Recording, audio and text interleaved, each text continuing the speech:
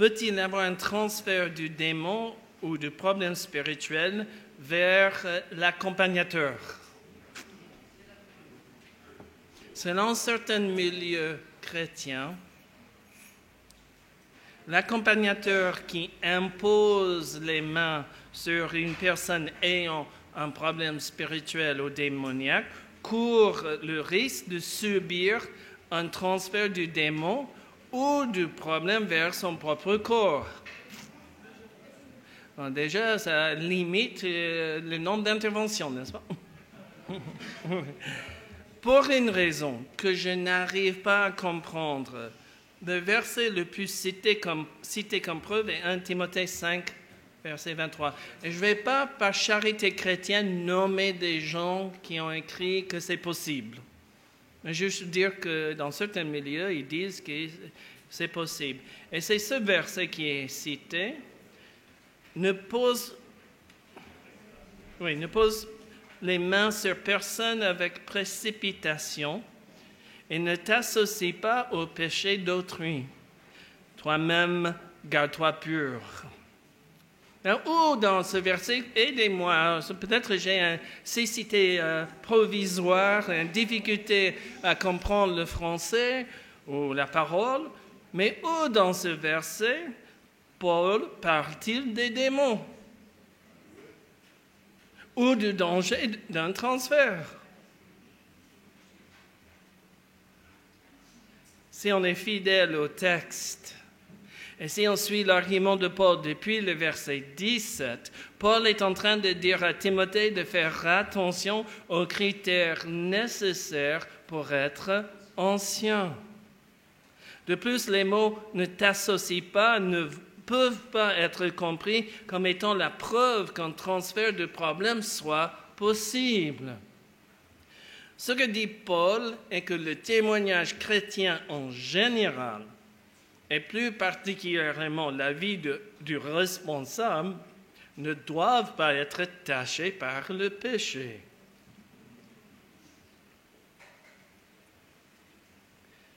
En réfléchissant, je ne trouve que deux situations où pourrait exister le risque d'un transfert. D'abord, l'accompagnateur n'est pas un vrai chrétien. Comme les 7 fils de Séva, qui voulaient se servir du nom de Jésus pour chasser un démon, sans servir celui qui porte ce nom. Et là, bon, il n'y avait pas un transfert, il y avait un tabassage. Ça existe comme mot? On peut dire un tabassage? On bastonne.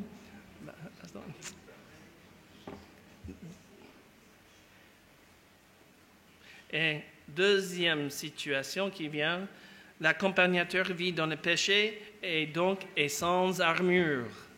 Il laisse une grande porte ouverte à l'ennemi. Comme je vous avais dit plus tôt, pas d'autorité sans sainteté, mais on peut aussi ajouter que si vous ne portez pas l'armure en marchant dans la vérité, la justice, la pureté, sainteté, vous vous exposez aux attaques de l'ennemi. Voilà deux possibilités. Mais depuis que j'ai commencé dans ce ministère, il y a plus de 25 ans, je n'ai jamais entendu parler d'un chrétien qui a subi un tel transfert. Donc, je ne sais pas pourquoi on craint une telle possibilité. Je ne sais pas pourquoi on n'a pas de confiance en le Seigneur. Et je ne sais pas pourquoi on tord les versets de la Bible. Par contre,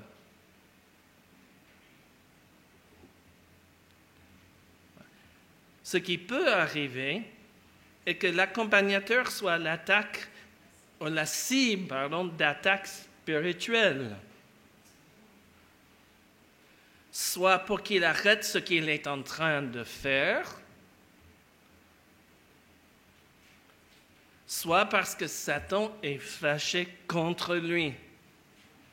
Sans doute parce qu'il porte trop de bons fruits pour le royaume de Dieu. Le chrétien qui porte de bons fruits est une menace pour le royaume des ténèbres. Et donc Satan pourrait bien chercher à l'arrêter.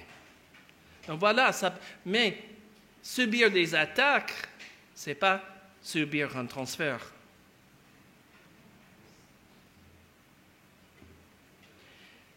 Quand cela arrive à un chrétien de subir quelques attaques parce qu'on avance, qu'on aide quelqu'un, il peut s'en défendre en proclamant que le sang de Christ le couvre et le protège de toute attaque de l'ennemi. Et comme on a dit ce matin, ce n'est pas une formule magique, mais on proclame une vérité que nous vivons et que cela nous protège. Puis en prenant autorité, ça veut dire utiliser l'autorité que nous avons en Jésus-Christ, on peut ordonner à Satan et à ses ouvriers d'arrêter leurs attaques. Remarquez bien ce que je dis là. Je ne dis pas on demande à Dieu d'intervenir pour que. On a l'autorité à utiliser. Donc, on peut dire par le nom de Jésus, en son service et par son autorité, je proclame que. À mon avis, toute cette question de crainte de transfert, c'est qu'il s'agit plus d'un souci que d'une réalité. Si un démon est présent, c'est à cause des péchés du chrétien que vous aidez. Si vous êtes juste devant Dieu, l'autorité et le sang de Jésus vous protègent et le démon n'aura aucune emprise sur vous. Et s'il se manifeste, même s'il parle et dit des trucs et tout le reste, et alors, on a la victoire sur lui. Je voudrais consacrer quelques minutes à cette idée que Satan attaque ceux qui sont en train de faire avancer le royaume de Dieu. Parce que parfois, il me semble que les chrétiens ne comprennent pas de tout ça. Et quelqu'un qui subit des attaques, il subit aussi les critiques et commentaires des chrétiens. Vous savez, malheureusement, dans certaines églises, on peut trouver les amis de Job. Pourquoi? Bon, qu'est-ce que j'ai dit? Je pense que vous dites que oui. Quand je suis vraiment fâché, énervé avec ce qui se passe, vous connaissez la bande dessinée Les Lapins Crétins?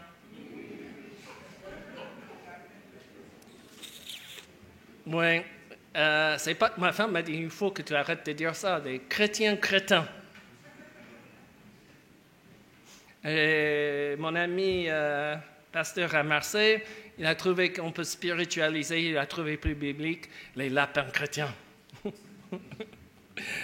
Parfois, je dis, mais mon Dieu, aide ces gens à devenir intelligents. Et on peut vraiment démolir les gens et on peut, oui, c'est le péché dans ta vie et on t'attaque parce que tu as péché, nanana, et c'est peut-être pas que tu as péché, c'est pas que tu es impur, injuste et tout le reste, c'est que tu es trop efficace. Afin de vous arrêter, l'ennemi pourrait essayer d'attaquer votre famille ou votre ministère. On est dans une vraie guerre spirituelle. Ceci n'est pas un transfert, mais un moyen de faire pression sur vous pour que vous arrêtiez ou pour que vous ayez peur. Et je fais une pub pour demain matin ou demain soir. On va entrer vraiment dans le vif du sujet demain. Pour contrer ces attaques, nous avons plusieurs armes à notre disposition. Déjà, avant tout entretien où vous soupçonnez la présence ou l'activité d'un démon, vous savez, avec le temps, on commence à apprendre certaines choses. Ah, attention là, où on sent que le Saint-Esprit nous avertit. Vous pourrez invoquer l'autorité de Jésus sur vous-même et sur votre famille. Et quelqu'un pourrait s'interroger, mais ne sommes-nous pas déjà protégés par notre foi en Jésus? En effet, c'est vrai par notre position en Christ, mais le diable n'est pas obligé d'en tenir compte ou de respecter notre position en Christ. Si le diable ne pouvait rien faire contre nous, l'apôtre Paul n'aurait jamais écrit en Éphésiens 6, versets 10 à 11, « Fortifiez-vous dans le Seigneur et dans sa force toute puissante. Revêtez-vous de toutes les armes de Dieu afin de tenir ferme contre les manœuvres du diable. Si l'ennemi ne peut rien faire, nul besoin d'armure. Dans son commentaire sur l'Épître aux Éphésiens, John Stott a mentionné 2 erreurs que des chrétiens peuvent commettre.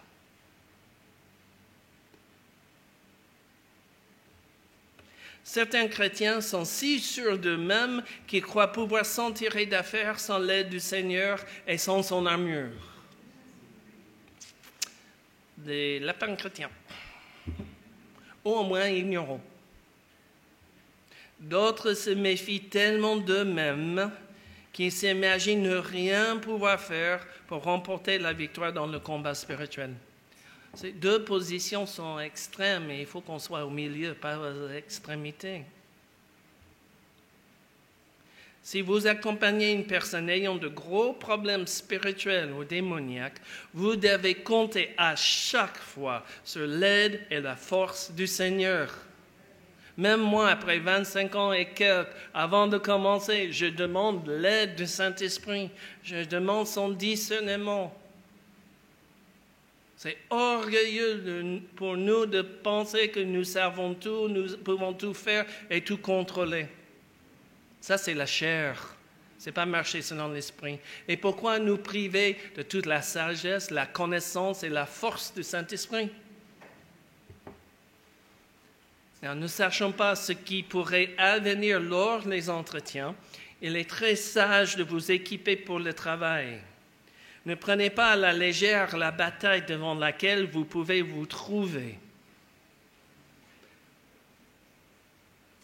La fois où notre position est écrite seul, accent sur seul, ne sont pas une armure suffisamment forte pour empêcher l'attaque d'un ennemi cherchant à mettre fin aux entretiens, sans pour autant devenir paranoïaque, en pensant que je serai attaqué chaque fois que j'aiderai quelqu'un. Avant de commencer l'entretien, j'ai l'habitude d'invoquer l'autorité de Jésus sur chaque personne présente, sur ma famille, ainsi que le lieu où nous sommes. Je pense qu'on va arriver à l'heure sans problème, donc je vais ajouter une histoire, pas dans les notes. J'ai formé un pasteur à utiliser l'inventaire spirituel, les étapes, et je ne l'ai pas bien averti par rapport aux efforts de Satan pour embêter, voire bloquer les entretiens.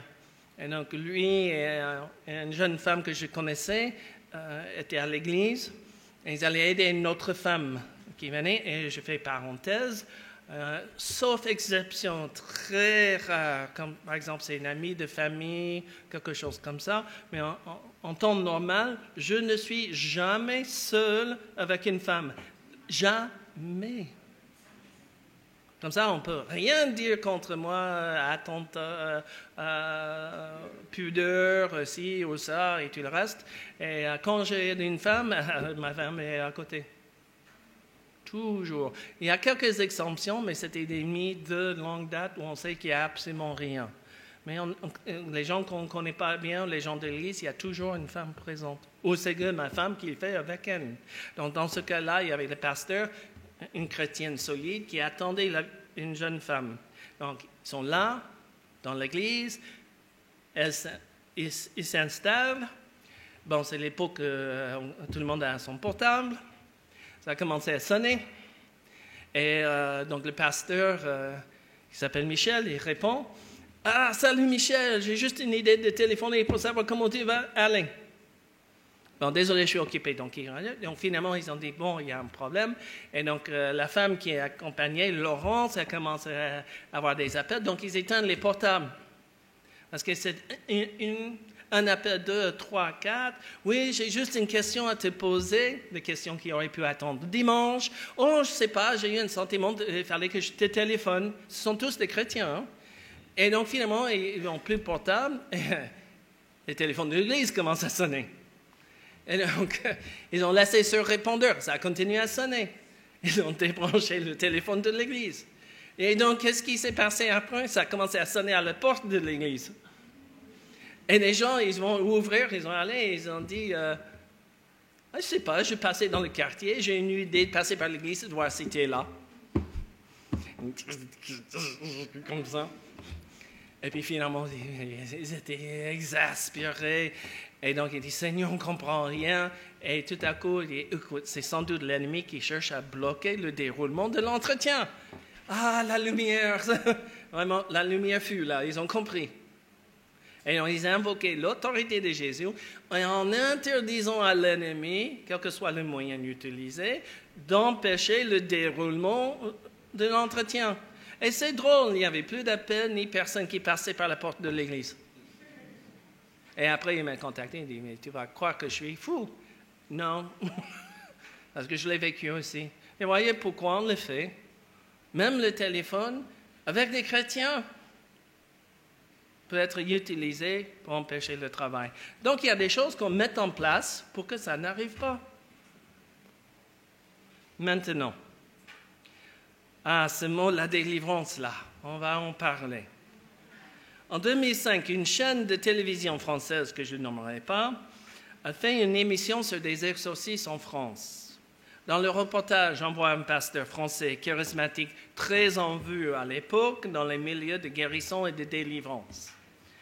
Une femme entre alors dans son bureau, puis le pasteur s'est mis à crier que Satan doive sortir d'elle.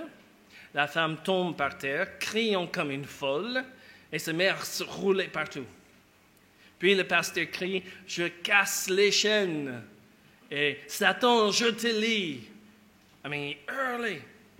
C'était une séance de délivrance. Mais de quoi avait-elle besoin d'être délivrée et pourquoi? Mystère. Bon, bien sûr, le reportage a été édité, mais on est laissé sur notre forme. C'est rien, mais on voit ce qui se passe. Et malheureusement, c'est l'image que bon nombre de chrétiens ont de la délivrance. Tout de suite, il faut que je vous dise que ce n'est pas ma façon de faire et je ne vous enseignerai pas à travailler comme cela. Je pense que vous avez déjà deviné. Ce n'est pas du tout nécessaire. Tout peut se faire de façon très douce, soumise au contrôle du Saint-Esprit et à l'autorité de Jésus. Même avant de commencer un entretien, par l'autorité de Jésus, on peut interdire aux démons présents toute manifestation physique. Déjà. Les manifestations varient à tel point qu'il serait difficile d'écrire un manuel qui couvrirait tous les types de situations et de manifestations. Dans mon ministère, j'ai déjà vu plus d'une fois un démon prendre le contrôle de la voix et du corps de la personne démonisée. Remarquez, je n'ai pas dit possédée. Démonisée. Dans d'autres cas, il y a eu un changement de voix ou de visage. Quelquefois, le corps de la personne a été physiquement soulevé. Vous connaissez les marionnettes qui sont par terre avec les fils, et les marionnettiste vient, il prend tous les fils et l'outil et il tire, et la marionnette fait loup. Déjà, j'en ai vu ça, sans qu'il y ait les fils. J'ai déjà vu ça. D'autres fois, la personne s'est roulée par terre sous l'influence démoniaque. Mais vous savez, on peut arrêter ça. J'ai vu d'autres cas qui se sont déroulés dans un calme absolu, comme dans l'œil du dragon, un calme total. Le démon s'est manifesté tout doucement, sans faire du bruit. Comme le cas, j'ai mentionné, la prêtresse de divination au Bénin, donc les parents ont vendu son âme au dieu Fa pour qu'elle devienne prêtresse de divination. Et en retour d'avoir vendu l'âme, elle a reçu un démon qui lui permettait de prédire l'avenir. Et ce démon est sorti d'elle. On a rassemblé toute l'Église, on a prié, elle a fait pas mal de déclarations et des démarches de confession. Et le démon est parti tout doucement, que personne ne s'en est aperçu dans l'Église, sauf moi. J'ai entendu dans ma tête le démon dire « J'ai pas envie de partir ». J'ai dit « Bon, Je lui ai dit, non, tu dois. Je ne veux pas. Et puis on a prié, j'ai dit à l'église, voilà ce que je viens d'entendre. On a prié, plus rien. Une prêtresse de divination délivrée dans le calme absolu. Oh, que je voudrais que tous les cas soient comme ça. Certaines partent sans offrir la moindre résistance, d'autres résistent avec une violence extrême, surtout verbale, mais occasionnellement physique, comme on va découvrir un peu demain. Le but recherché par cette violence est uniquement de nous faire peur pour que nous laissions le démon tranquille. Et ça, c'est le but du message de demain en parlant de certains exemples et situations. C'est pour montrer le but du démon. Ce n'est pas juste pour nous distraire demain. Quant au nombre de démons présents, il peut y avoir un seul à chasser ou des dizaines. Voici une liste d'éléments essentiels qui vous aiderait si un jour vous êtes confronté à une manifestation démoniaque. Ce n'est pas un manuel, OK, commence par là, fais ça, fais ça, fais ça, fais ça, et puis le démon sort. Alors, je n'ai pas la question sur la louange, ce qui mérite d'être ajouté, que la prière, la louange, dans la prière ou la musique, la louange par la musique sont des choses aussi qui aident. Mais aussi longtemps qu'on comprenne que ce n'est pas de la magie.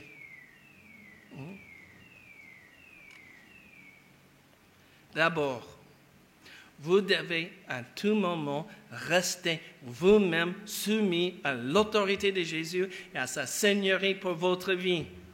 Vous devez être ce qu'il veut que vous soyez et vous devez faire ce qu'il veut que vous fassiez et pas l'inverse. Et vous ne devez pas être un chasseur de démons. Ce n'est pas biblique. Et vous ne devez pas en tirer la moindre gloire. Après la délivrance, toute la gloire revient au Seigneur. Et moi, je vais dire, les gens peuvent me remercier, je vais dire merci, et on loue le Seigneur ensemble aussi. Parce que tout revient à lui. Deux, lors d'une manifestation démoniaque, l'élément essentiel sera toujours l'autorité et le sang du Christ qui, à la croix, a vaincu tous nos ennemis. Vous avez à votre disposition toute l'autorité de Jésus. Comme je vous ai déjà dit, vous avez autant que moi, car cette autorité vient du Seigneur Jésus qui a reçu tout pouvoir, ou selon les traductions, toute autorité dans le ciel et sur la terre. Matthieu 28, le verset 18. Mais ce qu'on fait, c'est qu'on connaît le verset, mais dans de telles situations, on l'applique.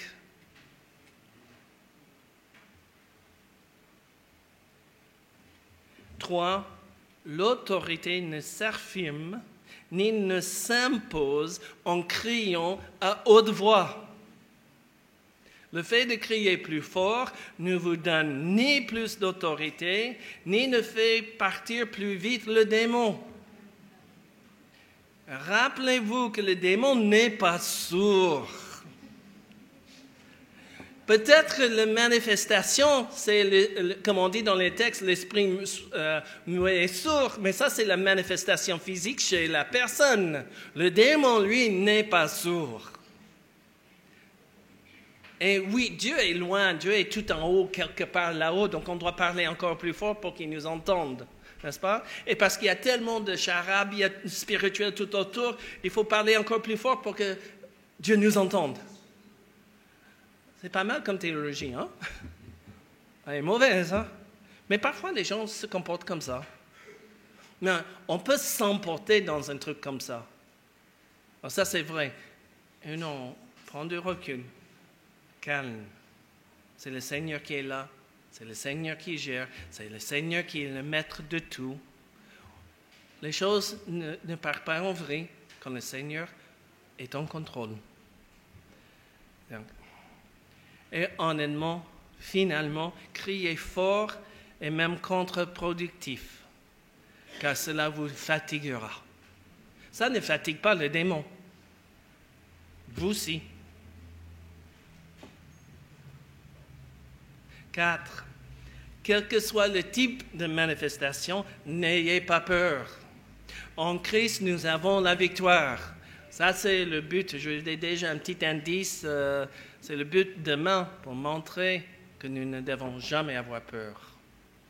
Étant les ambassadeurs de Christ, nous avons à notre disposition toute son autorité sur le monde spirituel.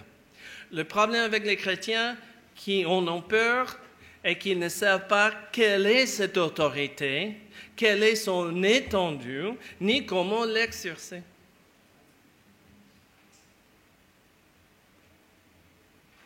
Cinq. En nous servant de l'autorité de Jésus, nous intervenons afin que le croyant soit capable de renoncer lui-même à tout péché non confessé à la source de cette oppression. Autant que c'est possible, le croyant devra affirmer lui-même à haute voix que Jésus est son Sauveur et son Seigneur et que l'ennemi doit le quitter. C'est au croyant de prendre position en s'appuyant sur la victoire de Jésus pour sa propre vie et en la proclamant. Notre intervention doit l'aider à pouvoir le faire. Dans le cas de l'homme violé à l'âge de 9 ans et qui s'est converti, mais qui n'avait jamais pardonné à son violeur ni réglé les autres péchés, après un temps quand même très long avec un démon très fort, très puissant, on a su par 3 sources que 1, oui, cet homme a été violé, et 2, il n'avait jamais pardonné à son violeur. Il nous a dit à un moment, quand il pouvait parler librement, sa femme l'a confirmé, et même le démon nous l'a dit. Le démon monte, mais pas toujours. Et dans ce cas-là, on a su que c'était tout vrai. Donc je lui ai dit de proclamer par le nom de Jésus. Je dis, il faut que tu pardonnes à celui qui est ton violeur. Et il l'a fait par le nom de Jésus. Et c'est à partir de là que le démon partait. Il perdait la bataille de plus en plus. Parce qu'on a trouvé la clé là, qui le retenait. Une fois qu'on a sorti ce démon-là, les 4 autres sont partis en moins de 30 minutes. Parce que celui qui était le plus fort est parti. On n'a jamais cherché à savoir son nom, parce qu'il peut nous mentir, ce n'était pas important. Mais il fallait amener la personne, et ça c'est dans notre démarche. Ce n'est pas toujours possible, il y a des cas plus extrêmes, plus longs, mais en général, c'est ce que vous pouvez faire. Et s'il y a un blocage, la personne ne peut plus parler, et semble être vide. Il y a des moments où j'ai dit qu'il y a un corps, mais qui est à l'intérieur, c'est vide. Vous pouvez invoquer à haute voix l'autorité de Jésus sur tout esprit mauvais qui cherche à empêcher le chrétien de retrouver la liberté. Par exemple, si quelqu'un ne peut pas, quand j'avais dit un cas, une femme qui devait pardonner à son violeur, et les mots restaient bloqués dans sa gorge, on a invoqué sur elle l'autorité de Jésus et contre tout esprit qui l'empêchait de pardonner à son violeur. Et là, elle a pu parler. Donc, on n'a pas à paniquer ou chercher qu'est-ce qui se passe, boire de l'eau, tout le reste. Quand c'est spirituel, l'arme doit être spirituelle. 6. Ne criez pas des phrases telles que « Satan, je brise tes chaînes » parce que tu n'es pas Jésus. Ne criez pas « Satan, je te l'ai » parce que tu n'es pas Jésus. Et en plus, ce n'est pas vous qui le faites, mais le Seigneur Jésus. Et si vous lisez votre Bible, vous verrez qu'il a déjà lié l'homme fort. Je ne sais pas combien de fois des chrétiens ont essayé de relier Satan, mais il a été lié une fois pour toutes. Hein? Par contre, vous pouvez dire des phrases telles que « Par le nom de Jésus, je t'ordonne ». On exerce l'autorité. Vous connaissez les séries policières américaines? Ça ne se dit pas en France et c'est complètement autrement. Où il y a quelqu'un, le policier et le détective qui arrive « Au nom de la loi, je vous arrête ». Vous avez déjà vu un truc comme ça? C'est ça. Au nom de Jésus, je t'arrête. Je t'ai dit d'arrêter.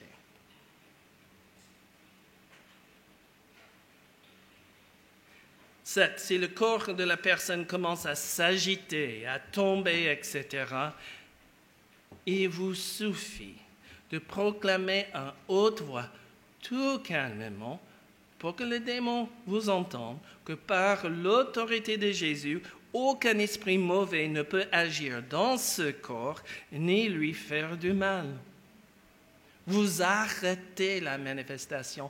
On ne permet pas à la personne de se rouler, crier, taper, tout le reste. On dit, hey, oh, stop. Et vous serez étonnés aussi. J'étais dans un, je ne vous donne pas tous les détails, mais dans un culte, on avait des gens qui sont venus, un groupe de chrétiens,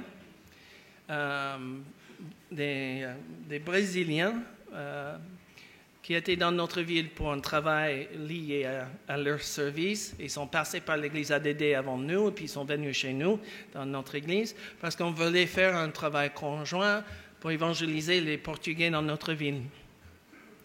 Et je suis sur l'estrade, et c'est un peu presque la même distance jusqu'aux fenêtres au fond de la salle.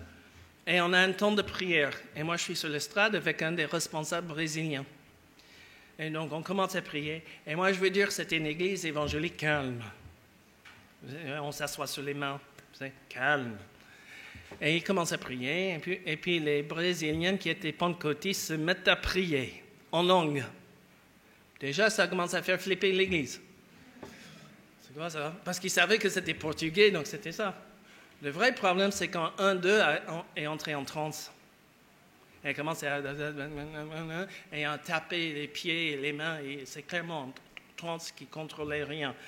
Et là, ça a fait flipper l'église. Et donc, j'ai dit, il faut que je arrête ça tout de suite. Et donc, je ne peux pas parler à haute voix pour faire flipper encore plus l'église qui ne comprenait rien de cela. J'avais tous les autres, il ne fallait pas froisser. Donc, j'ai dit comme ça, au nom de Jésus-Christ, tout esprit à l'œuvre dans cette salle, dans cet homme, qui ne sert pas le vrai Jésus-Christ, doit arrêter toute activité, toute manifestation et partir. Tout doux comme ça. Et qu'est-ce qui s'est passé? L'autre bout de la salle, le monsieur est sorti de sa transe. Qu'est-ce qui m'arrive? On n'a pas à crier. Parce que l'autorité n'est pas dans la force de la voix, mais dans la force du Seigneur. Mais vous voyez, même les manifestations, vous voyez peut-être dans certains films, dans les livres, je me rappelle lire un livre de quelqu'un qui parlait d'une situation, une manifestation dans une rencontre chrétienne, et donc tout le monde, il y a 4 anciens qui restent, plus lui, et puis la personne se débat. Et puis les coups et tout le reste, et il y a les 4-5 hommes qui tiennent la personne par terre et l'empêchent de partir avec cette force. Et ce qui était drôle, mauvais, c'est que l'homme se vantait d'être celui qui tenait le plus et que les autres s'épuisaient et donc ils ont abandonné le combat, mais pas lui. Donc tu vas tirer la gloire. Non. Mais je ne sais pas si ça n'avait pas mieux qu'ils avaient été mal formés ou ils étaient des lapins, je ne sais pas quoi. Ils prenaient des coups, constamment, ils prenaient des coups. Il suffit de dire au nom de Jésus, tu arrêtes. Au nom de Jésus, je t'interdis de bouger le corps. Et c'est suffisant. On n'a pas besoin de prendre des coups pendant 3 heures. Ça fait mal. On va être un peu intelligent et se servir d'une arme spirituelle et pas d'une force physique. Parce que la force physique humaine contre un démon, vous êtes perdant dès le début. Mais avec la force de Jésus, vous êtes gagnant dès le début. À choisir.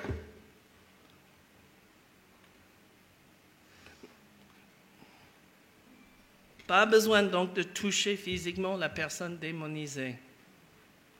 J'ai des amis qui pensent qu'il faut imposer les mains.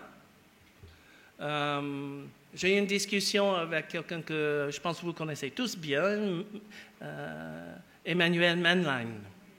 On travaille ensemble. Il m'envoie des gens avec tout ce qu'il fait. Je lui envoie des enseignements. On a une super collaboration. Et c'est il y a quelques années, c'est là où Eric est venu Mérine, peut-être, je pense. Je ne sais pas combien d'entre vous sont venus à l'école pastorale de Massy quand Emmanuel et moi avons enseigné l'Église face au Sénat. Juste toi? OK. Donc, on a eu une bonne discussion par rapport aux pratiques et lui, quand il fait les soirées d'évangélisation, il amène quelqu'un tout de suite au Seigneur et qui prie contre les liens et il impose les mains. Et il a vu des démons sortir. Et donc, pour lui, il dit, moi, je dis, hey, on n'a pas besoin de toucher, et ça peut être dangereux. Et il dit, mais qu'est-ce que moi je fais? Il dit, écoute, si le Seigneur te conduit d'agir de cette façon-là, fais-le. Sois convaincu que c'est ce que Dieu veut que tu fasses. Mais ça, c'est dans une situation où on peut le faire, la personne vient du Seigneur, c'est un bon moment de le faire. Mais dans certains cas où il y a l'agitation, le risque des coups ou autre, invoquez l'autorité comme ça, ne prenez pas de risque, ne touchez pas la personne. On n'a pas besoin. Mais Manu est convaincu que la démarche qu'il utilise est celle que Dieu veut qu'il utilise. Et donc, quand on a discuté ça, j'ai dit, mais va avec. C'est parce que c'est ça que comment Dieu t'utilise. Donc, vous verrez selon vos situations. Mais il y a toujours, je vais être honnête, dans certaines situations, il y a des risques. Le pasteur de mon église d'envoi, à côté de Chicago, j'ai découvert des années après pourquoi il ne voulait jamais parler des démons, du diable, du combat spirituel ou autre. Parce que dans une autre église, plus tôt, il y avait un homme démonisé qui est entré dans la pièce, qui lui a serré la main, et en serrant la main, il a été projeté contre le mur en face. Et depuis, il a eu peur. Voilà, on ne parle plus. Donc c'est ça. Moi, je dis, bon, mieux invoquer l'autorité de Jésus. Hein? Vous ne savez pas. Mais ce n'est pas pour vous dire, mais non, tout le monde va être comme ça, mais c'est plus sage de le faire. Vous évitez des soucis et des problèmes. Mais si Dieu conduit Manu, et il sait que j'en parle, on a ça entre nous, ce n'est pas un problème. Si c'est comme ça que Dieu a convaincu Manu ou d'autres de faire, c'est la volonté de Dieu pour cette personne-là. Donc, je vous propose une méthode avec des avertissements. Chacun doit être conduit par le Seigneur.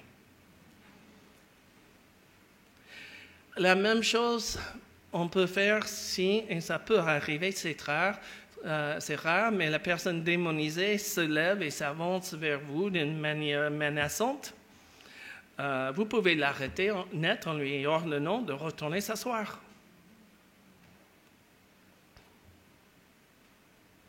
Si le démon fait des menaces à votre égard, contre la personne qui l'opprime, encore contre un membre de sa famille, il suffit de lui interdire par le nom de Jésus telle volonté ou tel acte.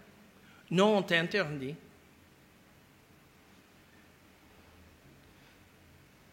S'il commence à parler de vous, cela peut arriver pour que vous pensiez plus à vous-même qu'à la libération de la personne que vous aidez. Il suffit de lui dire quelque chose comme « Au nom de Jésus, je t'interdis de parler de moi ». C'est encore ce cas avec l'homme violé à l'âge de 9 ans. Je vous avais dit à un moment, le démon a dit « Nous savons qui tu es ». Alors ça, c'est parce qu'on a eu la manifestation physique où, comme le marionnettiste, le corps était soulevé. On était tous assis, il était soulevé et puis il part en flèche. Et c'est clair, on a eu une manifestation. J'ai envoyé une personne, on était plusieurs dans l'entretien, une personne de l'accompagner, une autre personne pour rassembler, c'était un compte pour anciens musulmans, rassembler, on a pris le temps, on a rassemblé les adultes pour prier, on a mis 2 missionnaires à surveiller les enfants, et les garder loin. Tous ceux qui venaient parce qu'ils ont entendu, on les rechassait. Ce n'est pas un spectacle. On n'organise pas un show. On est mis à la prière ailleurs. Et puis, bon, ça a pris 2-3 minutes. Et rappelez-vous, Dieu est maître du temps. Et le temps et les événements sur son contrôle. On a mis en place la prière. Puis, je vais aller voir l'homme démonisé et celui que j'ai envoyé pour veiller. Et dès que j'arrive, on voit un changement dans le corps, un changement léger du visage, la couleur des yeux a changé. Ça, c'est pour faire peur. Tant pis. Et alors? Et j'arrive, et la première phrase qui sort de sa bouche, c'est « Je suis chrétien ». J'ai dit « Non, toi, tu n'es pas chrétien. »« Je suis chrétien !»« Non, toi, parce que je parle démon, je suis chrétien. » Et là, on voit tout. Nous savons qui tu es. Vous faites quoi maintenant?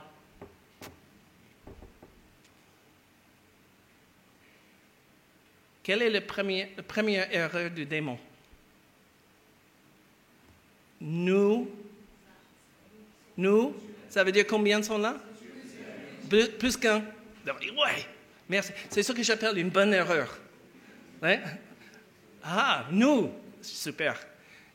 Ils savent qui je suis. Sans doute, pas de blague là, hein? Pas de problème. Et alors? Dieu sait qui je suis, et ça c'est plus important.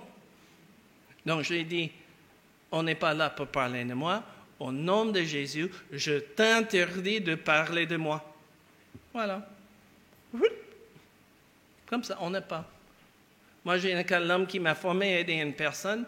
Paf, manifestation démoniaque. Et le démon, ça c'est Timothée Warner, et le démon dit à Timothée, je connais tes péchés. Qui es-toi pour m'ordonner? Hein? Lutter contre, se rebeller et résister. Et Timothée a répondu, je sais qui je suis un enfant de Dieu couvert par le sang de Christ, mes péchés sont confessés et pardonnés devant Dieu, et ce n'est pas par mon autorité, mais par celle de Christ que je te dise de partir. Voilà.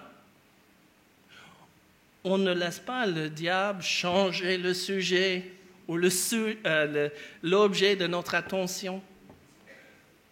On n'a pas besoin de tourner en rond et partout, et par-ci, et par-mon, et par-vous, et tout le reste. On reste concentré sur « il doit partir ».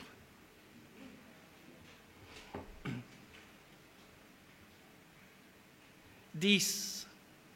Il arrive souvent qu'il faille ordonner au démon de partir, mais la question est toujours « où faut-il l'envoyer » Là, il y a un grand débat. Je donne mon avis, mon expérience et ce qui marche. Je crois que le mieux est toujours de dire, tu dois te soumettre à l'autorité de Jésus et tu dois aller maintenant là où il t'envoie et tu ne peux plus jamais revenir. Ainsi, le démon est sous le contrôle de notre Seigneur et doit partir là où Jésus l'envoie. Et souvent, Jésus les envoie dans un endroit où ils n'ont pas envie d'aller. Moi, j'en ai entendu une fois, non, tout sauf ça. Donc, ça veut dire que c'est quelque chose qu'ils craignent. Donc, c'est la chose à faire. Et on laisse le Seigneur s'occuper de cela. Et ça règle également la question de savoir si le démon pourrait revenir ou pas. Parce qu'il est déjà interdit de revenir.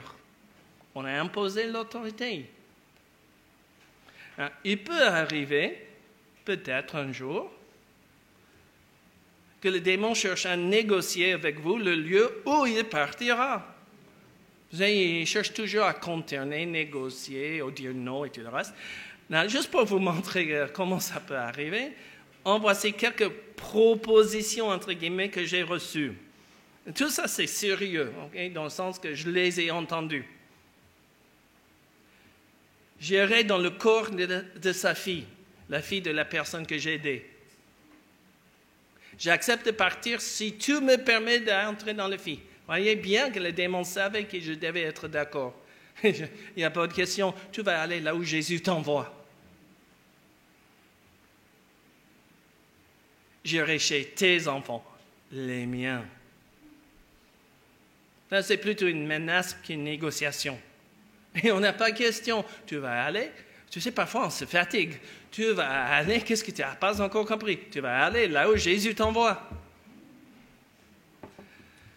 OK, la prochaine, vous avez le droit de rigoler. J'irai dans les poissons.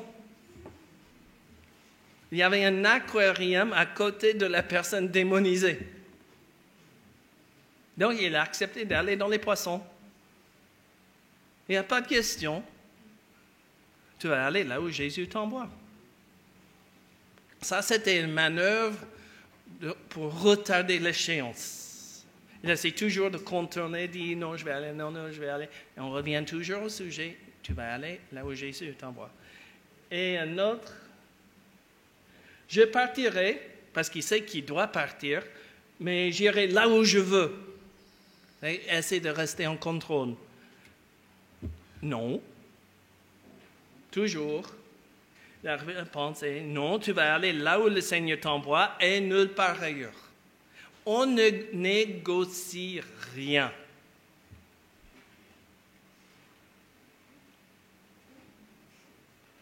Onze. Au cas où le démon profère des menaces contre vous, contre votre famille, ou celle de la personne que vous aidez, comme je viens de montrer, ne le permettez pas de continuer. Au lieu de l'écouter ou d'avoir peur pour votre famille, il suffit de lui interdire toute action semblable. L'autorité que vous exercez s'étend à toutes les propositions, menaces et volontés du démon.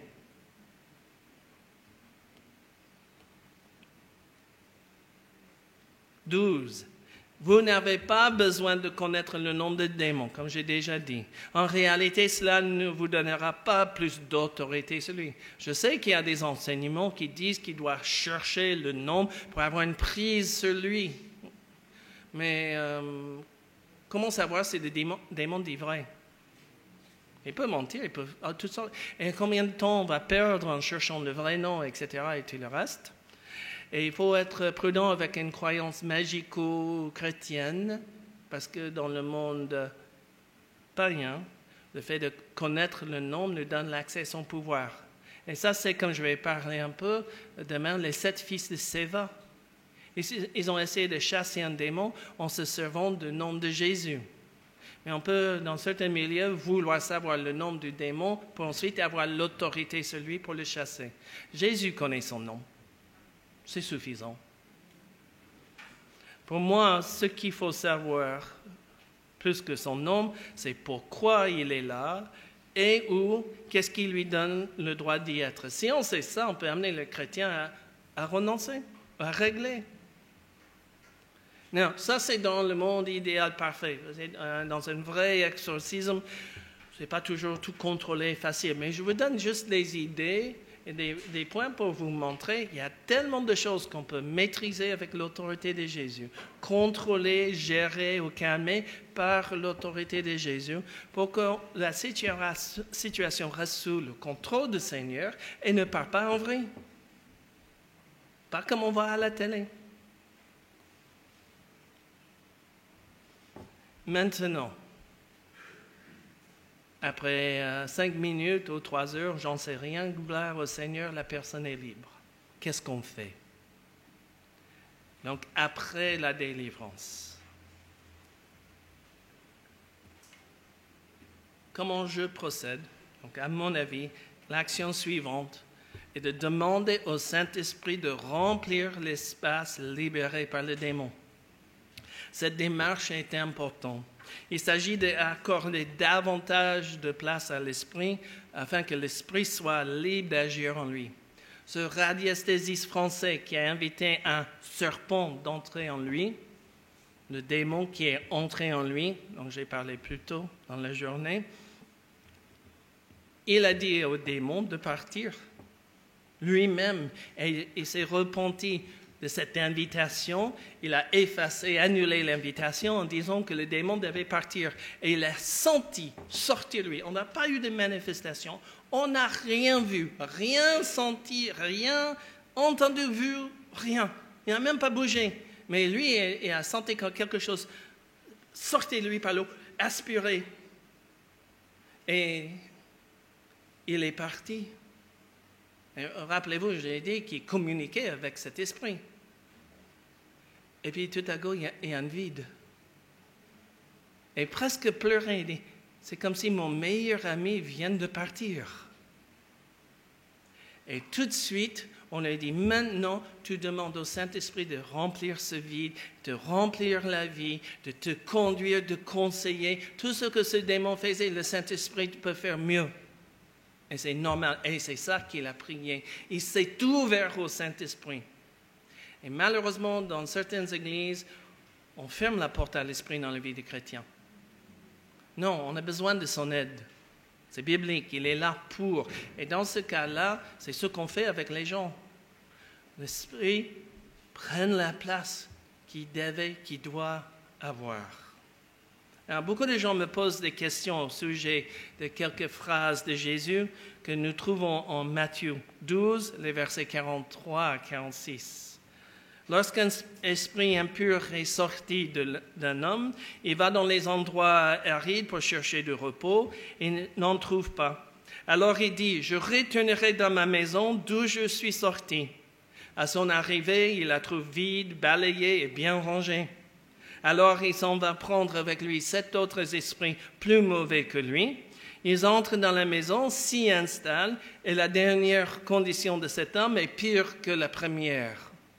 Il en ira de même pour cette génération mauvaise. Donc peut-être vous avez entendu les gens parler des dangers qu'on chasse le démon, et 7 d'autres vont revenir. Ça vient de ce passage. Dans le domaine de la délivrance, ces versets sont souvent invoqués pour souligner le risque d'un retour du démon au bercail chez la personne de laquelle il vient d'être éjecté. Mais est-ce que c'est cela le sens des paroles de Jésus? La seule façon de savoir est de regarder attentivement le contexte. Tout est commencé avec la guérison d'un démoniaque aveugle et muet. Verset 22. Au lieu d'y voir l'œuvre de Dieu, les pharisiens ont vu l'œuvre de Béelzébul. Verset 24. Suite à cette fausse attribution de la puissance libératrice à Satan, Jésus réplique en annonçant que le royaume de Dieu est venu jusqu'à eux. Et il dit au verset 30, « Celui qui n'est pas avec moi est contre moi, et celui qui ne rassemble pas avec moi disperse. » Puis au verset 34, Jésus parle du blasphème contre le Saint-Esprit, le seul péché qui ne sera jamais pardonné aux hommes. Et c'est ça que les pharisiens venaient de faire, en attribuant au Saint-Esprit, au diable, cette délivrance faite par la puissance de Dieu, par le Saint-Esprit. Jésus les traite ainsi de race de vipères, très gentil. Moi, je parle de lapins chrétiens, mais Jésus, il faisait pire, hein? Race de vipères. Puis il parle de jugement pour chaque parole inutile que les hommes auront prononcée. Verset 37. En réponse, les pharisiens lui demandent avec une mauvaise foi incroyable un signe miraculeux. Pourtant, il venait d'en avoir un. C'est le verset 38. Le signe que Jésus leur donnera sera celui du prophète Jonas. En fait, il prophétise sa propre mort et résurrection. Les versets 39 à 41. Au verset suivant, il dit, lors du jugement, la reine de Médie se lèvera avec cette génération et la condamnera parce qu'elle est venue des extrémités de la terre pour entendre la sagesse de Salomon. Or, il y a ici plus que Salomon. Puis vient enfin ces phrases sur le démon qui en ramènent 7 d'autres. Le contexte nous montre très clairement que Jésus n'est pas en train de parler de la situation d'une personne délivrée d'un démon, mais de la situation future de ceux qui le rejettent comme Messie. Il s'agit donc avant tout d'un avertissement du danger qu'encourent ceux qui rejettent Jésus et qui blasphèment contre le Saint-Esprit, et non d'un enseignement sur l'état d'une personne délivrée d'un démon. Si les pharisiens ne se tournent pas vers Jésus, leur situation sera pire qu'avant. Nous ne savons pas si ces phrases faisaient partie d'une croyance répandue à l'époque, ou si Jésus les a inventées pour l'occasion.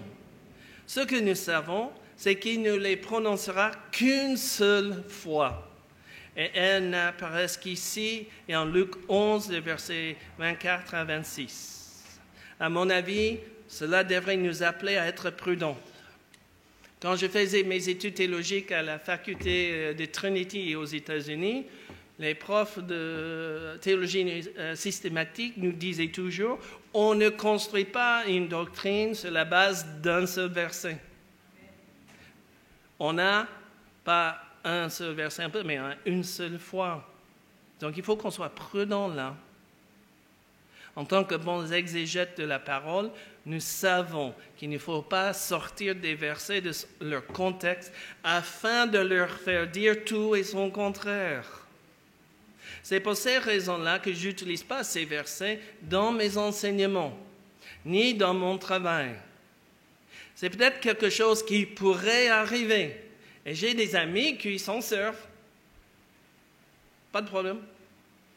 Mais pour moi, si nous amenons la personne à se purifier de tout péché, à s'ouvrir au Saint-Esprit, comme je viens de vous dire, et si, quand les démons partent, on leur interdit par l'autorité de Jésus d'y revenir, le problème est résolu.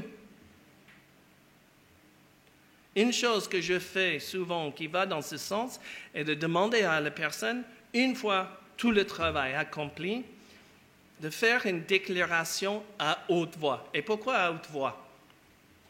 Pourquoi pensez-vous? Pour deux raisons. D'abord, pour que les démons entendent. Deuxième raison, le fait de parler à haute voix fortifie la conviction et l'engagement de la personne qui proclame cette vérité. Donc, elle proclamera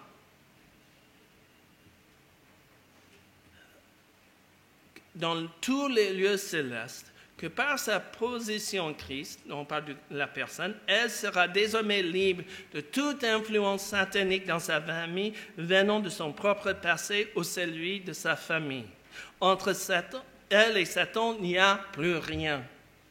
Et en faisant toutes les recherches pour mon mémoire de master sur le thème de la démonisation, j'ai découvert plusieurs auteurs qui ont fait la recherche que moi je ne pouvais pas faire. Ils ont lu les lettres des églises des premiers siècles et ils ont découvert que parmi les catéchumènes, ceux qui allaient être baptisés, c'est exactement ce que l'église primitive faisait.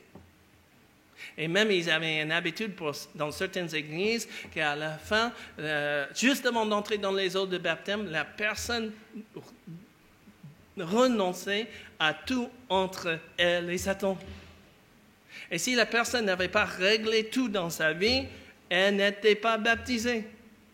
Et il y a même dans quelques églises, le responsable, il disait l'évêque, mais le responsable local des églises, il imposait la main sur la personne à prier pour voir s'il y avait encore une manifestation démoniaque. Et si la personne avait une manifestation, elle n'était pas baptisée.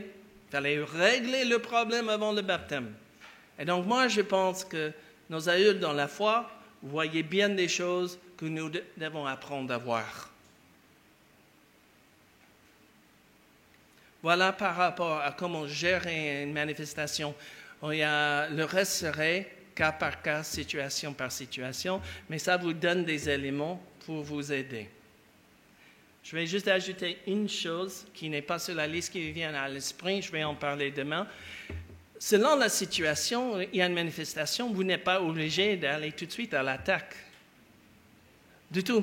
Vous pouvez prendre du recul, organiser la prière, organiser du soutien, organiser une situation pour enterrer la personne. Vous n'êtes pas obligé d'aller au casse-pipe.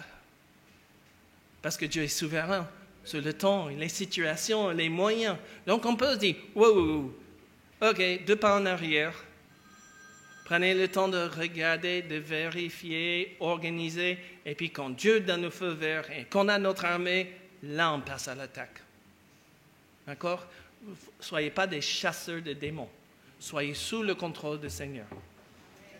Okay. Changement de sujet un peu, mais en cas de manifestation dans un lieu, maison, lieu hanté, encore autre, en dehors de toutes les histoires pour faire peur ou du cinéma, il existe pour de vrai des lieux connus pour leur activité démoniaque. Selon la manifestation, les gens parlent d'un fantôme qui entre le lieu, ou encore d'objets qui se déplacent, volent, sont brisés. Il arrive que certains lieux soient connus par des non-croyants pour leur activité, pour eux, paranormale. Dans d'autres cas, les manifestations ne commencent qu'une fois que des chrétiens y fassent leur demeure, de manière provisoire ou permanente. En voici 4 exemples où on m'a demandé mon aide, des exemples réels. Premier exemple, lors d'obsèques dans une église évangélique américaine, un garçon de 12 ans, seul dans la salle de culte, a vu un inconnu marcher vers l'estrade puis disparaître. Comme ça. Quand le garçon en a parlé au pasteur de l'église, celui-ci lui a demandé de décrire cet homme. Après avoir entendu la description faite par le garçon, qui n'était pas de cette église, il ne vivait même pas dans cet état-là, le pasteur a expliqué au garçon qu'en fait, il s'agissait de son ancien médecin décédé 3 mois plus tôt. Le fantôme d'un homme décédé, et ça ne dérangeait pas le pasteur. Deuxième exemple, la maison d'une famille chrétienne alsacienne est souvent le lieu de manifestations surnaturelles. À plusieurs reprises, des membres de la famille ont vu des têtes sans corps. Ces têtes, à l'extérieur de la maison, flottaient toujours devant une fenêtre. Les visages ressemblaient à de vrais êtres humains. Elles avaient toutes un air translucide. En leur posant des questions sur d'éventuelles pratiques occultes dans la maison, les parents m'ont répondu que leur grand-mère y faisait du spiritisme. Elle recevait notamment la visite des esprits des villageois juste après leur mort. Sans elle, ces esprits venaient tous pour lui dire au revoir. Troisième exemple. Un couple d'Anglais venait de s'installer dans une maison presque neuve. Dans la cuisine, ils ont installé dans le plafond un crochet pour y accrocher une tresse d'oignon. La tresse a été bien attachée au crochet avec une ficelle solide. Le lendemain matin, en entrant dans la cuisine, ils ont trouvé la tresse d'oignon par terre, dans le coin le plus opposé du crochet. Ils se sont dit que la ficelle a dû rompre et la tresse a dû rouler en tombant. Ils ont rattaché la tresse en faisant attention de bien nouer la ficelle. Et le lendemain matin, ils ont trouvé la tresse par terre dans le même coin. Cela a continué pendant quelques jours, presque comme si quelqu'un ou quelque chose jouait avec leurs nerfs. Sachant qu'un démon pourrait être à l'œuvre, ils ont fait des recherches sur le terrain sur lequel était bâtie leur maison. La seule chose qu'ils ont découverte était qu'au milieu du 19e siècle, le terrain avait été utilisé pour un hôpital de campagne et des cimetières pour les soldats blessés pendant la guerre de Crimée. C'est peut-être suffisant. J'ai aidé une église américaine qui avait des manifestations des démons. Les pasteurs voyaient des démons sur le toit de l'église et plein d'autres trucs. Et en allant prier, on ne comprenait pas, et en allant prier, Seigneur, que ton esprit nous révèle qu'est-ce qui se passe ici.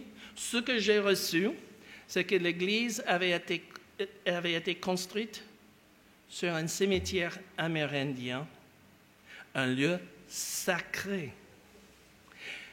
Ça suffisait. On est allé, parce que cette église de l'homme qui m'a formé, lui et moi, nous avons allé voir l'équipe pastorale. Ce qui a aidé, c'est que le pasteur principal de l'église était le beau-fils de l'homme qui m'a formé. Donc il avait confiance en son beau-père, et si son beau-père avait confiance en moi, il avait confiance en moi. Parce que venir voir quelqu'un et dire un truc pareil, pas dire « ouh », ça tombe pas rond dans sa tête. Parce que vous savez, les gens disent tout et n'importe quoi. Mais là, on avait eu une conviction qu'on était sur un lieu spirituel, sacré, mais pas consacré à Dieu.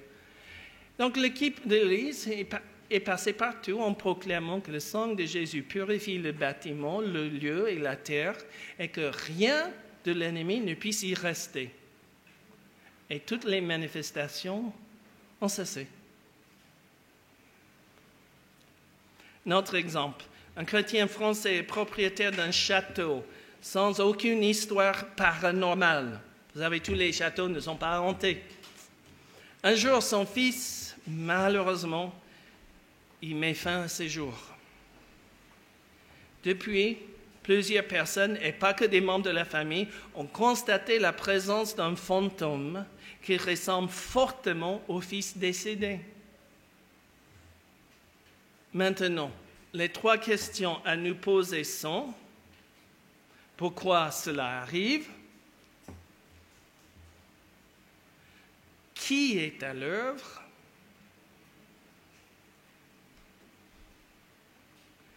Que peut-on faire? Courir n'est pas une option. D'accord? Ok. Première question. Pourquoi cela arrive? Dans ce domaine, toute réponse doit être composée d'une part de l'enseignement biblique et de l'autre de l'expérience. Ce que nous savons par expérience, c'est qu'à cause de péchés graves qui y ont été commis, tels que l'idolâtrie, l'occultisme, le spiritisme, les crimes de sang, y compris le suicide, des démons pourraient être attirés vers un lieu, puis rester. Le départ de l'occupant ou la fin des pratiques ne font pas obligatoirement partir les démons. Ils peuvent continuer à y être attachés pour encore de longues années. Qui est à l'œuvre? Selon la croyance populaire, il s'agit le plus souvent d'un fantôme, c'est-à-dire l'esprit d'un mort qui n'est pas parti pour une raison ou une autre dans l'au-delà, ou d'un poltergeist, appelé souvent un esprit frappeur. Cependant, la parole de Dieu enseigne clairement qu'après la mort vient le jugement. Les morts ne restent pas autour des vivants ou attachés à un lieu terrestre. Il ne peut s'agir donc que des démons qui restent dans le lieu. Rien n'empêche un démon de se manifester aux hommes sous une forme ou une autre.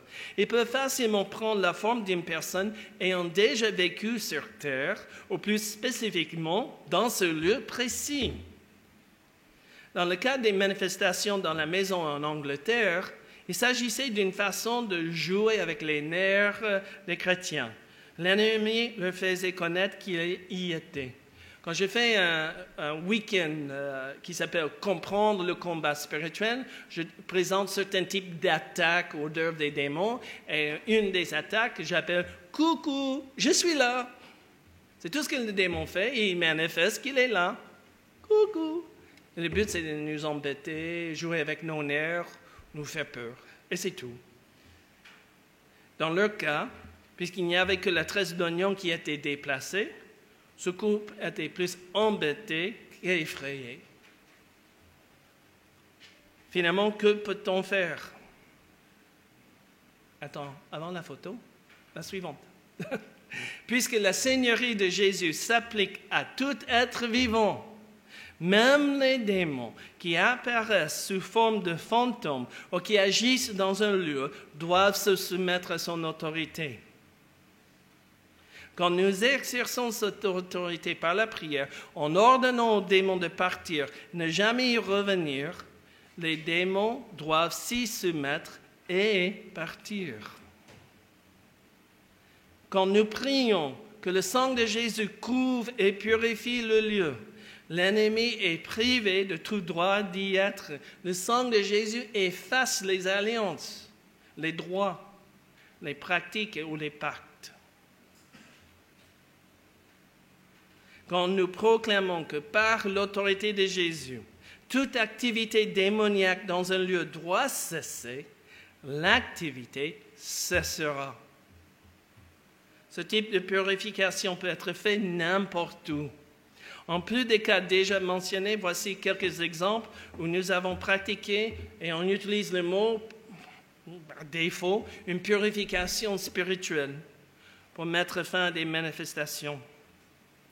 Une ferme en Bretagne où il y avait des manifestations physiques. La ferme en question était le lieu de plusieurs massacres et batailles au cours des siècles. En plus, leurs voisins semblent s'aimer des objets de magie noire dans les champs afin de nuire à leurs vaches. Deuxième exemple, cette église que je vous ai dit où les pasteurs voyaient les démons. Tout ce qu'on a fait, c'est de prier que le Seigneur purifie. Le sang de Jésus efface le droit des démons d'être là. Ou encore des maisons aux États-Unis, en France, où il y avait eu des manifestations diverses. J'ai même participé à 2 autres purifications d'églises évangéliques à cause du péché qui a été pratiqué dans l'église et parfois par l'équipe pastorale. Et dans tous ces cas, que s'est-il passé après la démarche? La fin de toute manifestation ou présence démoniaque. Sauf que dans le cas d'une des églises où on a fait une purification et qu'on a vu un changement radical dans le fonctionnement de l'église, il y avait une croissance spirituelle, mais les mauvaises habitudes et choix sont revenus et les gens n'ont pas marché avec le Seigneur et tout à coup on a senti la prochaine fois dans cette église, l'air spirituel n'était pas bon. Hein? On doit veiller, nous, sur les choses. J'aimerais ajouter un dernier point. Lorsque nous nous déplaçons pour le travail ou quand nous déménageons dans une nouvelle habitation, nous prions toujours dans toutes les pièces en proclamant que le sang de Jésus couvre le lieu et efface tout péché qui donnait droit à l'ennemi d'y être. C'est comme ça on purifie un lieu. On va pièce par pièce et on dit ici c'est le royaume de Dieu, ici l'ennemi n'a rien et le sang de Jésus efface tout droit par lequel il avait droit de rester. On fait même le terrain, on fait le périmètre. Mais la clé la plus importante qu'on fait avec un chrétien dit maintenant, tu cèdes cette propriété au Seigneur. Ce n'est pas toi le propriétaire, c'est vraiment Dieu qui t'a permis de l'avoir. Et c'est ici son règne. Les gens disent, oui, laisse Dieu s'occuper de tout. Et laisse Dieu entrer dans tout et on proclame. Et dans un cas, je dis, horrible, d'une personne qui sortait de satanisme, les démons étaient partout. Partout, à l'intérieur, à l'extérieur, dans les arbres, sur le toit, partout. C'était horrible. Et on a commencé à faire chambre par chambre par chambre, et puis on est allé à l'extérieur. On avait tellement ras-le-bas, on a juste dit, Seigneur, aide-nous. Et l'idée est venue. On a proclamé que tous les démons présents sur le lieu qui restaient devaient partir, que le sang de Christ protégeait le lieu. Et on a demandé à une muraille, on a eu l'idée, une bulle. C'est un bulle 360 degrés qui couvre. Et l'idée qui est venue, c'était le feu du Seigneur. Le feu du Seigneur, 360 degrés, tout autour de la propriété. En haut, derrière, devant et même sous la terre, c'est tout. On proclame que c'est tout le royaume de Dieu. Et on prie avec le propriétaire. Fini, plus rien. Donc on peut faire d'énormes choses avec l'autorité de Jésus. Et on peut faire énormes choses quand nous sommes soumis à l'autorité de Jésus. On ne chasse pas, on ne cherche pas, mais quand on est dans la situation, et c'est ça qu'on voit l'envoi des disciples. Jésus leur a dit, je vous donne l'autorité. Prêchez le royaume, guérir les gens, chasser les démons. Il ne leur a pas dit, allez maintenant courez trouver les démons. C'est en chemin, faisons. Quand ils se sont trouvés devant une situation, ils avaient l'autorité. Ils n'ont pas couru, cherché. Et même nous, quand quelqu'un nous demande de l'aide, nous prenons le temps de dire, Seigneur, est-ce à nous de régler ce problème? Donc, comme ça, on a appris, prenez toujours le temps, même si il faut 3 secondes, parfois il faut 3 secondes, parfois 3 minutes, parfois 3 jours, de dire, est-ce que Dieu m'a missionné pour ça? Est-ce que je suis la bonne personne? Et il y a des fois, la réponse est non. parce que c'est à quelqu'un d'autre de le faire. Ou ce n'est pas le bon moment. Dieu doit faire autre chose. Et on avance quand Dieu nous montre le feu vert. Mais il y a d'autres fois, c'est tellement évident, il faut. Donc, on apprend en marchant avec le Seigneur, en expérimentant son contrôle sur notre vie et sur la relation. On commence à dire, oui, on découvre qu'on peut faire, d'autres fois, il faut lui demander. Mais ce n'est pas à nous de tout décider dans ce domaine. C'est laisser le Seigneur nous conduire. Il y a des moments où vous n'aurez pas le choix. Comme je vais un cas, je vais dire demain. Il n'y avait pas à débattre. OK, là, qu'est-ce qu'on fait? On revient demain ou pas? Il fallait agir tout de suite. D'autres cas, on peut dire, bon, OK, prends un peu de recul, soumettez tout au Seigneur. Dieu vous conduira et l'Esprit vous montrera quoi faire. Maintenant, après tout ce que je vous ai dit, c'est la seconde conclusion. Je voudrais terminer avec 4 points. Normalement, on n'a qu'une seule conclusion. Mais non, on a eu une conclusion pour la première partie. Maintenant, on a une conclusion pour l'autre partie. Et cette conclusion englobe tout. Ah ben, je suis compliqué, moi. Désolé. OK? 4 points. On va résumer. Il est crucial, ça c'est moi qui parle, il est crucial que les responsables spirituels d'une Église aient une bonne compréhension de l'activité du monde spirituel et son influence sur les gens.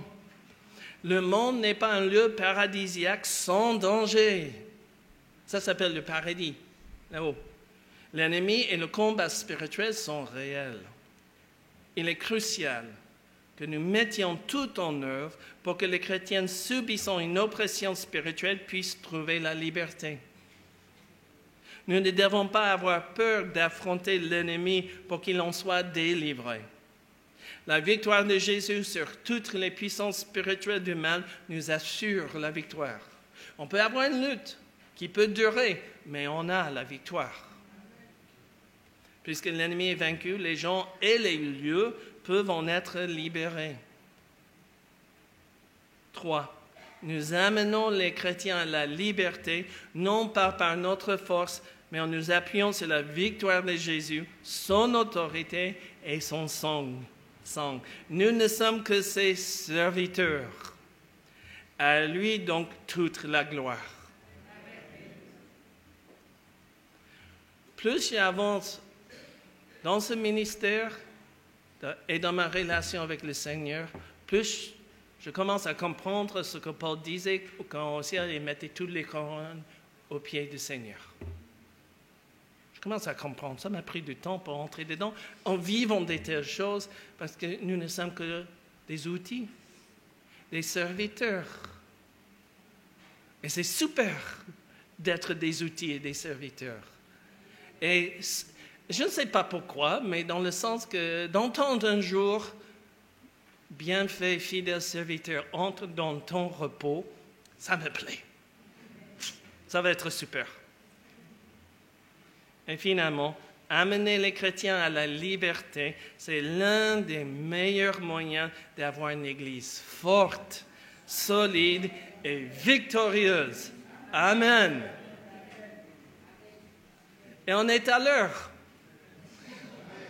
Qui dit que les miracles n'ont pas lieu aujourd'hui? Voilà, merci. J'espère que vous sortirez fortifiés et encouragés. Et n'oubliez pas, pour les documents, ça passe par Eric. Alors, tu ne pars pas tout de suite parce qu'on va quand même leur laisser un tout petit temps de questions. Et quelques pubs. Quelques pubs? Oui, de D'accord. ma part. OK, super. On commence par les questions? D'abord, qui n'a rien à faire avec ça, est-ce que quelqu'un pourrait voir s'il reste du coca frais? Ma femme n'est pas là, donc j'ai droit. Hein? Oui, ça va. Il y a un côté américain. Mais Paul a dit l'ouvrier mérite son salaire. Ah oui. Et voilà, hein? Non, je pense que ça me fera du bien. Je peux faire mes pubs d'abord? Vas-y. OK, quelques pubs. Eric a parlé du livre, mais si vous connaissez le site de l'École pastorale de Massy, il y a les cahiers qui publient, et je crois que le site c'est publicroire.com, Mais déjà, si vous tapez dans un moteur de recherche Richard Maurice, les cahiers de l'école pastorale, vous trouverez quelques articles de ma part. Donc, vous pouvez avoir tout l'article. Les dons, donc les pouvoirs occultes, les dons viennent-ils vraiment du bon Dieu? D'où vient la source? Quelle est la source des pouvoirs de guérison? Hein? Il y a un autre, mais il faut acheter le cahier en question. Le Nouveau Testament condamne-t-il les guérisseurs? Parce que le mot guérisseur n'est pas dans le Nouveau Testament. Mais en faisant la recherche, on trouve que ce qu'ils font est dans le Nouveau Testament. Donc ça, et il y avait un cahier hors série par rapport à ce domaine-là. Il y a 2 articles de ma part qui, en partie, on a couvert aujourd'hui. Et un 3e écrit par Evert van der Poel qui s'est servi en bonne partie de mon travail. Donc ça vous donnera quelques enseignements supplémentaires, si vous voulez. Pour les pasteurs et anciens d'église, est-ce que vous connaissez le RESAM, du réseau du soutien au ministère? Non. Parce que je pense que c'est surtout en métropole, en Suisse francophone, Belgique francophone. C'est un comité du CNEF où nous sommes plusieurs. Et il y a des conseillers chrétiens, psychothérapeutes chrétiens, même des gîtes pour pasteurs fatigués, etc. Nous sommes au service des églises, de tout ce qui est pasteur ou ancien et les membres de leur famille, missionnaires, union d'église ou de mission. Malheureusement, pas pour les chrétiens lambda dans une église, mais pour les responsables. Et donc, quel que soit le type de service, donc si vous ne le connaissez pas, c'est resam.fr. Vous faites www.resam.fr, vous verrez toutes les offres. Vous verrez Richard Maurice, oppression spirituelle des chrétiens. Merci. Donc, ça, c'est pour vous aider. Donc, si vous avez besoin dans certains domaines, il y a des gens qui sont là pour vous accompagner. Autre chose, plutôt personnel maintenant, j'aimerais vous demander maintenant quelque chose en retour. Si vous avez apprécié ce que j'ai donné jusque-là, et on n'a pas fini, il y a encore demain, si vous pensez que c'est important pour votre Église ou les Églises du Seigneur, je vous demande de prier pour nous.